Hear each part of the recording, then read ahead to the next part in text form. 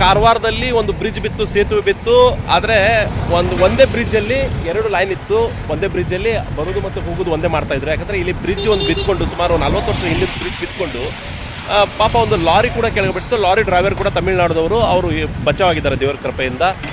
ಆದರೆ ಈಗ ಒಂದು ಸೈಡ್ ಇತ್ತಲ್ಲ, ಅಲ್ಲಿ ಮುಂದೆದು ಬ್ರಿಡ್ಜ್ ಬಿದ್ದಿತ್ತು. ಅಲ್ಲಿ ನಾ ಕಾಣಿಸ್ತಾ ಇದೆ ನೋಡಿ, ಅಲ್ಲಿ ಮುಂದೆದು ಬ್ರಿಡ್ಜ್ ಬಿದ್ದಿದ್ದು. ಆದರೆ ಈಗ ಏನು ಮಾಡ್ತಾ ಇದ್ದಾರೆ, ಈ ರಸ್ತೆ ಡಿವೈಡ್ ಮಾಡ್ತಾ ಇದ್ದಾರೆ. ಡಿವೈಡ್ ಮಾಡಿಕೊಂಡು ಈ ರಸ್ತೆಯಿಂದ ಸುಗಮವಾಗಿ ಹೋಗಲಿಕ್ಕೆ ಒಂದು ಅನುವು ಮಾಡಿಕೊಡ್ತಾ ಇದ್ದಾರೆ ನಮ್ಮ ಜಿಲ್ಲಾಡಳಿತ. ನಿಜವಾಗ್ಲೂ ಒಂದು ಒಳ್ಳೆ ಕೆಲಸ ಅಂತ ಹೇಳಿದ್ದು ನಾನು.